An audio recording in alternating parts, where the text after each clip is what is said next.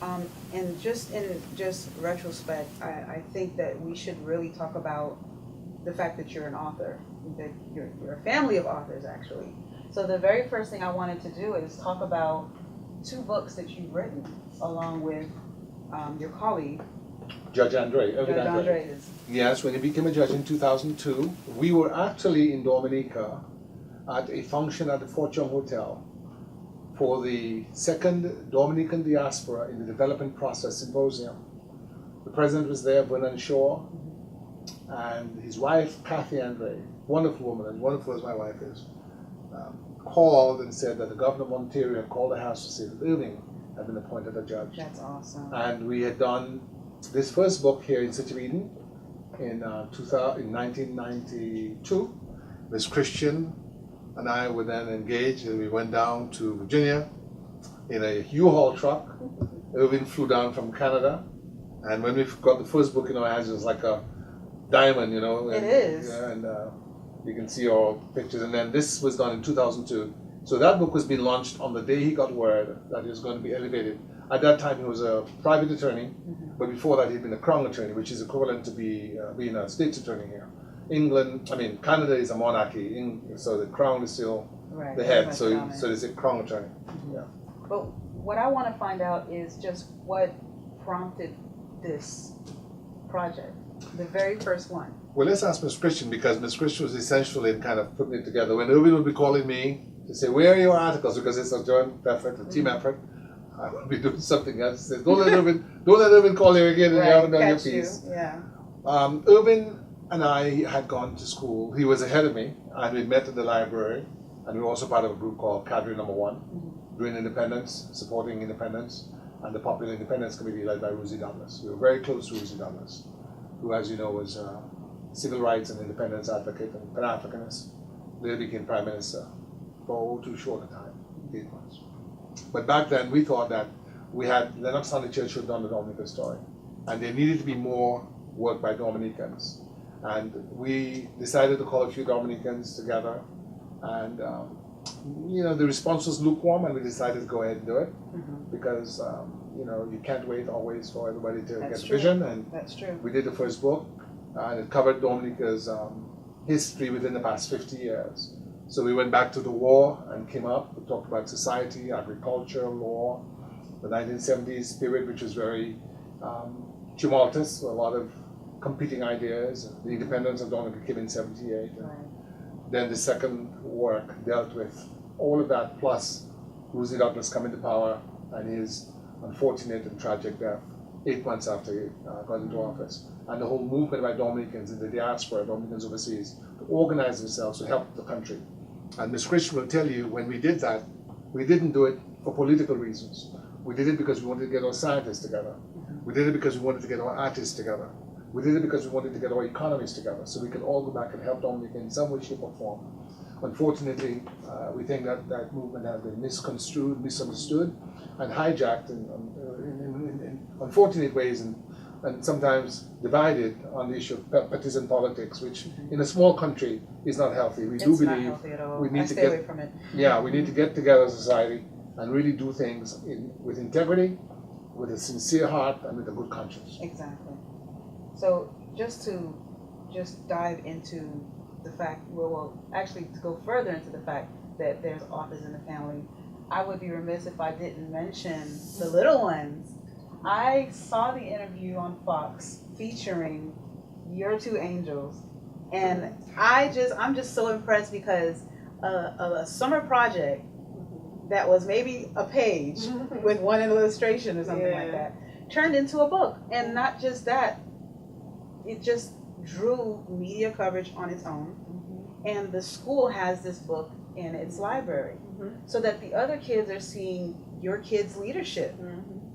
How did you feel when your kids told you that you were going to have baby authors in the house? Like, what was your reaction when you heard a book? Like, did you think that they were serious? And when you found out they were serious, actually, but how did you find out that they were serious? How did you feel? Well, I think the serious part of it came when we sort of, realized, like, she's like, no, Daddy, I want to write a book. And So, I think we'll both agree. It started one day. She's sitting there and with her sheet of paper, like you said, her one sheet of paper. And she's writing in her room, and then I think it was you came in and said, "Tomorrow, what are you doing?" "Oh, Daddy, I'm writing a book." She's like, "You're writing a book?" "Yes, I'm writing a book. Look, I'm writing my book." And he's like, "What is it about?" "Oh, I'm writing about a visit to Dominica, a visit to the island." So, so Gabriel says, "Okay, you seriously want to write a book?" She's like, "Yes, Daddy, I want to write a book." She says, "Okay, well, put your thoughts together on paper, and then we'll see what we can do. We'll see what we'll make it into a book for you." "Okay, Daddy," and she's so excited, and she continues. She goes, "She's like, okay, I'm gonna go back to write. I'm working now. I'm working." Oh, excuse You're gonna you. tell her what McConan. And so she's working, and she continues to write, and of course now, so when we decided we're really gonna make Publish, something right. out of it for them. McConan, which was Samara, I think was what, 7 or 8 at the time, and he was like 4 going on 5. So your daughter was 7 and your 5 son was going on 5. 6, Yeah. Okay. And so they're like 3 years apart. Like Yeah, 3 years apart. Yeah. Okay. So he's like, "Well, I want to be a part of it too. Oh. It can't be just you alone, Samara, doing Exactly, everything." share. So we got illustrated that we worked with Michael Williams. He's done a couple things for Mr. Christian in the past, and so we asked him to meet with them, and he let them come up with a concept of what they want the people to look like, and they say, well, okay, I want to look like this, and Samara designed her own hairstyle. Wow. Everything like She that. was serious. Yeah, she was serious. And so they, was a collaborative effort between the both of them, and of course we encouraged them. Of course. And I love that you guys encouraged them. Yeah, and then when the school, like you said, heard about it, they were so impressed because that's part of their product. They want to make sure that they shine some light on the school. Exactly. And so the Fox 5, like you said, came in and interviewed the principal, and we made a donation of a couple of copies, about a dozen or so copies, and they were going to have those in the library, in the school library. I must go back and check. I was very, very impressed. Yeah, because I feel like, as a mother, I know with my daughter in her kindergarten class when we lived in Charlotte, North Carolina, they put together a little project, and each child had a sheet of paper.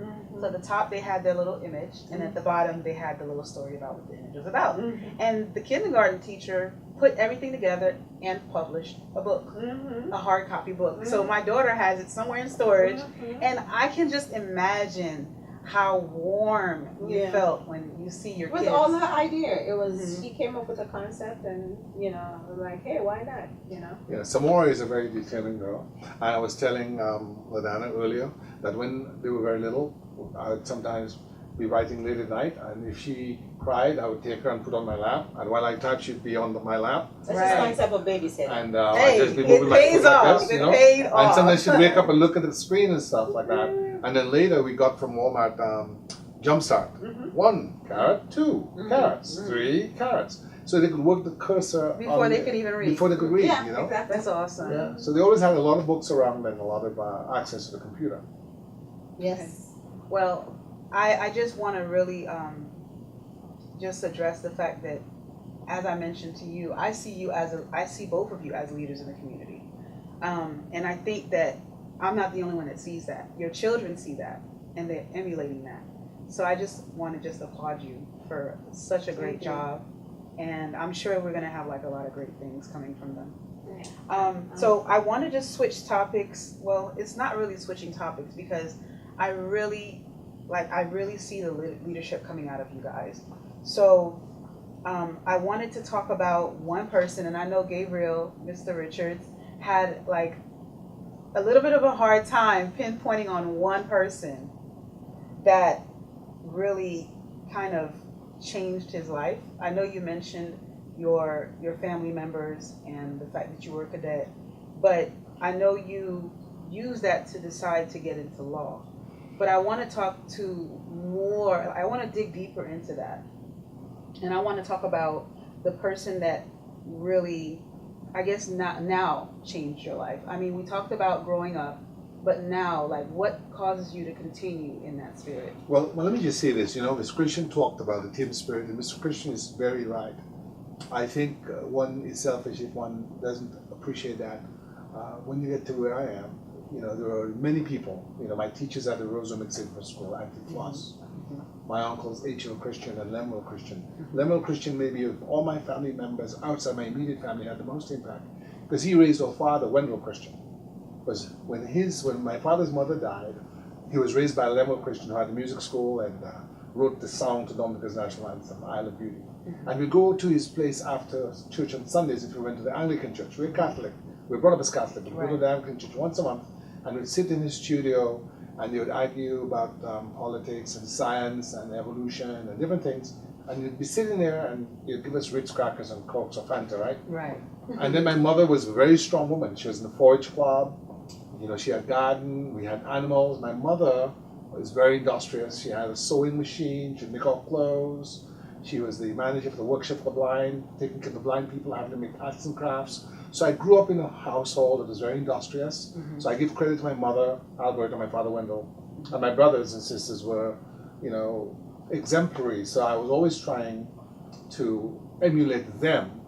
Wellsworth, Lawson, Sam, Esther, Hildreth, and my older sister was Dee Dee, developmentally disabled. But she also influenced our sensitivity to suffering and the need to make things better. Outside my family, I would say big impact on my life, Rosie Douglas. Rosie came to Dominica when I was about 14 years old. And the first thing he gave me was a book called Common Sense by Thomas Paine. Wow. The American revolutionary pamphleteer who spoke about the independence of America from Britain. And, that's the first thing he gave me was a book. I love that because I think that sometimes, and I don't mean to say this harshly, but I think that our society sometimes gets so focused on book smarts that the common sense part, like comprehending from what you've read and applying it to real life, I find that sometimes that's lacking, and it's really interesting that that's the first book that he handed to you. Yes, and so Rosie had gone to Canada in '61. I didn't know him when I wasn't born when I think he was months when he left for Canada. And he went to do agriculture, agronomy at Guelph. And then he went to McGill, which is a very distinguished school in Canada. And then he was deported for his civil rights. And, those of my generation had heard of him. We supported him and formed an organization. That's when I met Irvin Andre. I'd known Irvin at school, but we were not close. We really became close in that group called Cadre Number 1. I'm part of the Popular Independence Committee, with which Pierre Charles was associated, and that's where I got to know Pierrot.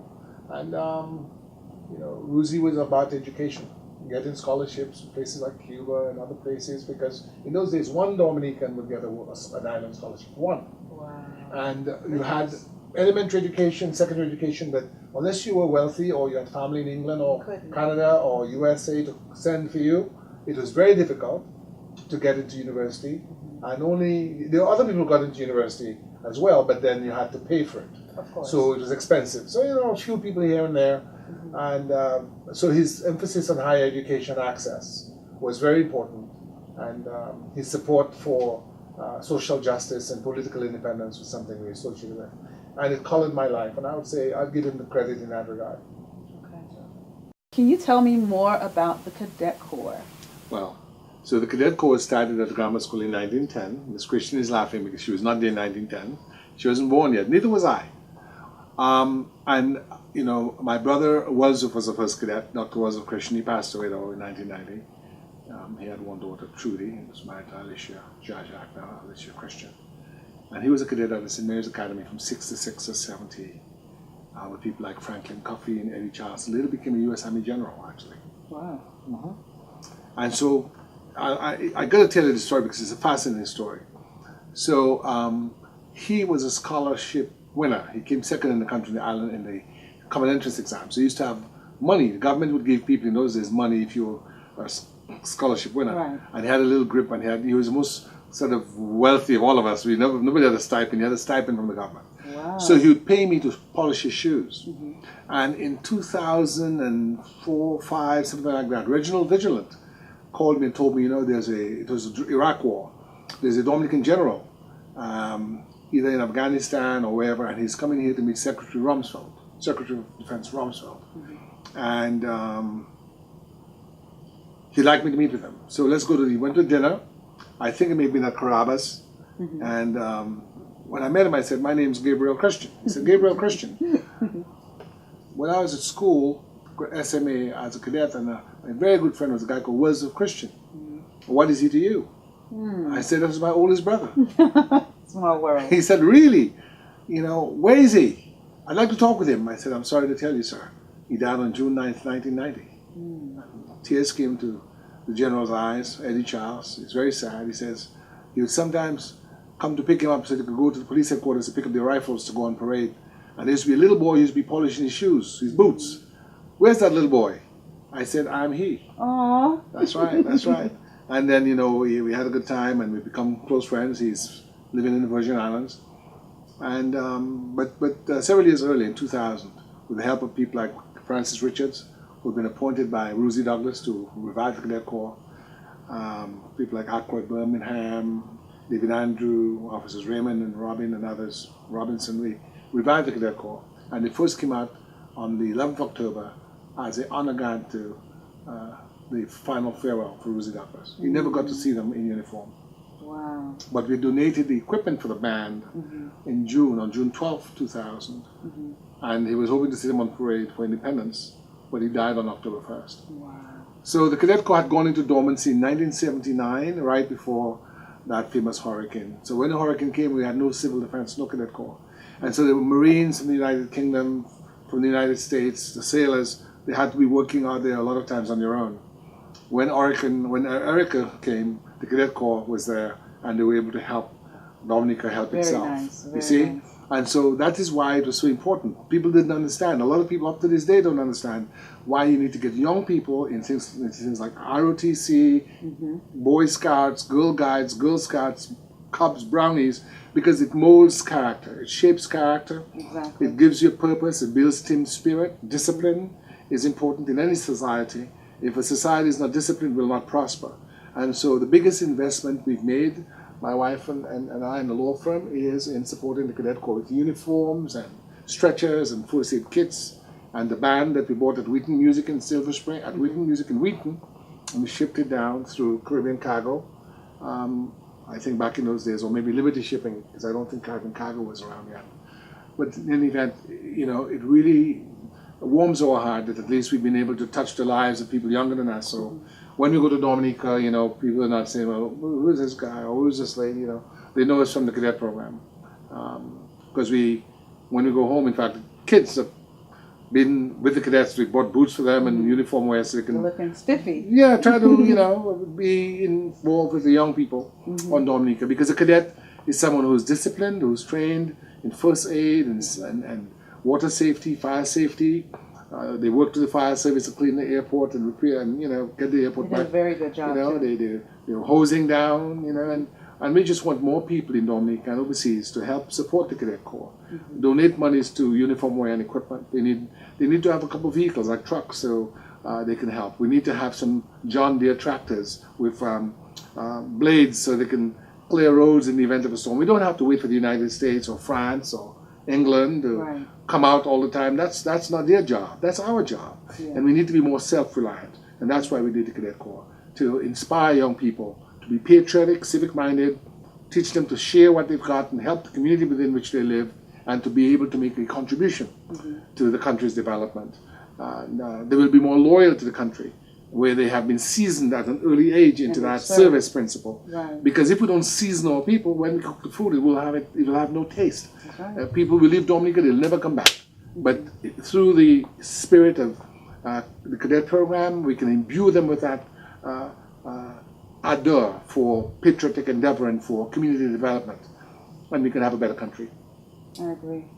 Teach them how to be citizens first. Yes, you know, you don't find cadets in jail or doing drugs or beating up people and taking their stuff. And, you know, cadets, people, both Eagle Scouts, cadets, Girl Guides, Girl Scouts, are generally very well put together citizens. And you know, you don't get them in juvenile delinquency and drug dealing. And that's why we help the society, the police, by draining, you know, the pool from which deviance may come by exactly making them busy, crafting straight arrows and making them busy. And the busier you are, the less likely you are to get into mischief. You know, if you're idle, idle hands, the devil's workshop, right? Exactly. Indeed. So we're very proud of the cadet program, and thank God for the opportunity to serve. As far as both of you, this is for both of you, your greatest accomplishment. If you had to right now name one thing that you feel like if you were to just close your eyes tonight and didn't see tomorrow, what would you feel like your greatest accomplishment is? Well, as a mother, I have to say my two beautiful children. I would say the same. I agree. The mommy club. No, my greatest accomplishment, married my wife. Hey, good man. Good answer. Well, I mean, Married a good wife. we're definitely going to just, wrap this up and just make it a little bit, kind of like a projectile into the future. I want you to share maybe, something new that you're working on, any type of projects or anything you want to share that you maybe have never shared before on an interview. Gabriel or Mrs. Christian? I'll answer that first. Any project he's working on, I'm working on it. Good job. Well, I'm just an obedient servant. Oh, no. I forgot my white gloves. It's the opposite. I forgot my white gloves. Well, I think, if I may, Chocolat de la Dominique.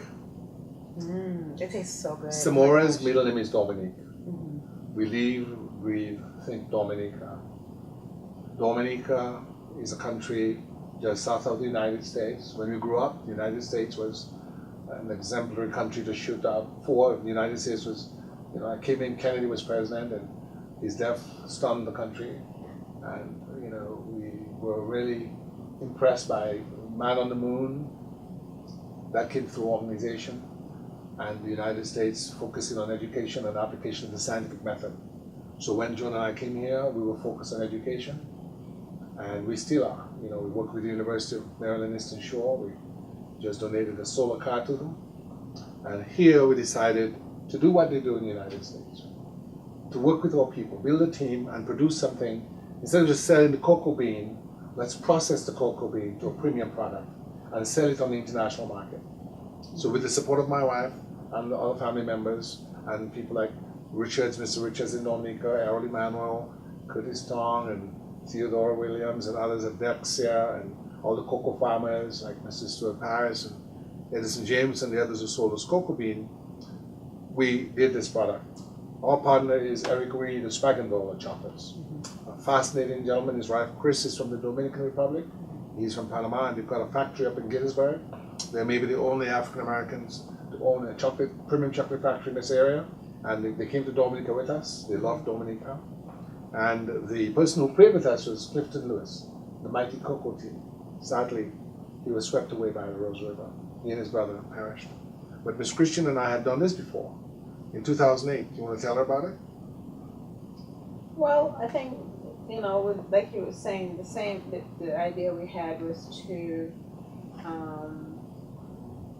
not only, like you said, produce the cocoa and sell it to the other countries where they would give us penny on the dollar for it, but turn around and do the same thing, and even, so all people can be proud of something that's local and show that we have it within us to also do Premium products. Premium products. That's what I likewise. I like that. And so we launched the first chocolate de la Dominique in 2008, like you said, and it did very well. As a matter of fact, we debuted, and the Saturday morning we went to the market and we gave out samples, and I think we sold about $1,000. $1,000 to $1,500 Wow. on that Saturday morning in the market. Because awesome. people were so excited. Dominica Yes, was so so excited. I have a lot of pride in my Yeah. country. So I excited can about imagine. it. That was in 2008. And in 2008, and then at that time, the Breezy Mart supermarket was around, so they also carried it in their stores. Auntie Leslie Ann Green, Dr. Richard Green's wife, she was the right. manager there. Right, at the Our time. friend was, and so they carried Jerry it, and Brisbane. they sold out of all what they had. Wow. But the problem was that, we were looking for a factory to keep mass it produce. right, to keep Right. it going.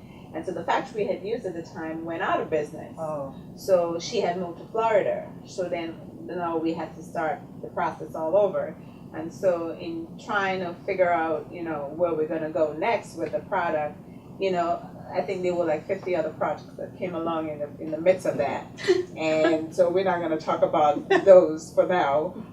However, it was never something that we forgot about. Right. So, like he said, when Mr. Eric Reed and his wife, Chris, came along, it was so exciting that, you know, we finally met somebody who had the same idea that we had and the same passion and the same drive. Mm-hmm. And so, like you said, they visited Dominica, and you know, he's been in the chocolate business for some time, so he knew what is good cocoa and what is not, and the whole process of fermenting the cocoa to get the top quality. So, you know, the whole, what, you guys were there for 2 weeks? 2 weeks. 2 weeks. We were on Canada time, but we didn't do much. You know, so they, you know, the process was short, but you know, in the amount It was impactful. exactly, that's the word. So the education that came about during that short time, and so now here we are. We have this as a result of that. And I love it. I mean, Yeah. I'm not a dark chocolate lover. Disclaimer. Mm-hmm. But Gabriel taught me how to eat chocolate properly. Mhm. I'm one of those, like, when you give me a peppermint, Chew I'm it. not even sucking it. I'm chewing it. It's done. Mm-hmm. So, but the thing is, you can't enjoy premium chocolate like that. You Mhm. literally have to just sit there and take a square and let it melt in your mouth. And when I did that, I was like, oh, I like dark chocolate. You I actually like dark appreciate chocolate. the flavor. Yes. Yes, exactly. At that And moment. and you don't need as much. Mm-mm. You don't need as much, because if you Very get like a true. Hershey bar, Yeah. no offense to Hershey, I love Hershey. Yeah. But if you get a Hershey bar or, I don't know, Crunch bar, Mm-hmm. and you're gonna sit there and probably eat like the whole thing. Yes. And then you're gonna need to chase it with some milk. Yeah. With this, you literally, it's 10 squares in here. You literally take a square. And you And feel actually, I had satisfied. half of a square, to be And you honest feel with satisfied. because it's so big, and you feel satisfied. Mhm. You get your chocolate fix, Yes, exactly. and you've got a whole lot more To go. left over. Yeah. So I just wanted to. I'm actually glad that you guys spotlighted this, because I felt like there was a need to tell people. It's right here in Maryland. Mhm. Yes, in And- fact, there are 2 boutiques. There's the main boutique and factory in Gettysburg, that's where Spag & Bowler's headquarters is, and there's another at National Harbor. And hopefully we'll do the launch on the 21st during Caribbean Solidarity Week. Yes. And it's funny how, I'd heard about them, I planned to meet with them, and I got a call. Luzette King from St. Vincent, who had met me through my work in the community, called me one day and said, and she knew nothing about Chocolat de la Dominique in 2008. She said, look, I've met this chocolatier, and he's looking for someone for his board, and I think you'd be the right person. I said, really? Let me tell you about Chocolat de la Dominique. It's funny how life is. And so I always will remember her, because she was that, connective tissue. But that's how life works. I think if you will something strong enough, and you believe in something strong enough, you'll begin to draw onto yourself like people of like mind. And that's what happened here. We're thankful to God for having met them, and all the good people that we meet every day and work with, like you, and we hope that we can hold hands, blessed unity, and do great things. Yes, well, this has been a very educational piece for me, because I'm getting to know the both of you, and as I told you, you made tea for my daughter, so I love you for life. I'm, mommies, you love my baby, I love you back. But I just really, and that's Tatiani, who's been a great worker the youngest for volunteer. the youngest volunteer for Rebuild Dominica. Right. One of the I youngest. want to go ahead on record and say that she follows in the mother's gracious spirit. Mhm. That's good. Well, I just, I second that. thank you. With leaders like you, especially the fact that you guys live in the area with me here in DC, and you're from Dominica, I feel like how sometimes you ask God to give you mentors, but you can't pick and choose. It just has to happen. And I really look to you guys as mentors in leadership, and I really hope to just keep growing with you guys. I hope that you guys keep impacting people in the community like you guys have been doing. Don't ever stop, even though he adds 100 more projects. Oh, well, I want Don't to say, ever. I want to Don't say ever that we stop. support strongly the Tuskegee Airmen. McConan, our son, is a member of the Tuskegee Airmen here in the association. We want to ask people to join the Tuskegee Airmen East Coast chapter. We have a youth in aviation program. We support HBCUs like University of Maryland Eastern Shore. Get your children over to the University of Maryland Eastern Shore. It's a state school. It's a great deal. It's a great campus, great programs in agriculture and in computer sciences. So you know what? We're good old community boosters, for our community, because that community makes the country stronger, makes the United States a stronger country, more productive country.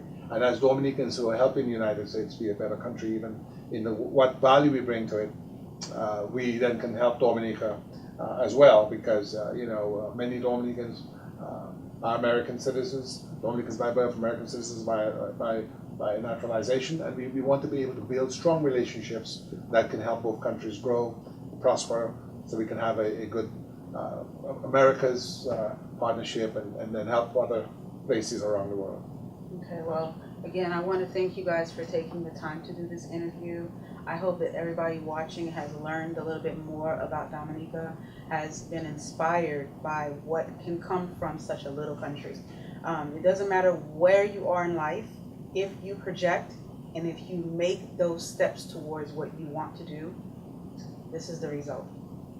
But when you realize people like Abraham Lincoln and Martin Luther King and John F. Kennedy sacrificed their lives so that we can have a better community and a better world, I'm reminded of John F. Kennedy's famous statement when he was being inaugurated: ask not what your country can do for you, ask what you can do for your country. So I guess that animates us day by day, and we keep putting our own little effort every day, hoping that others will join, and so we can have this blessed caravan doing great things.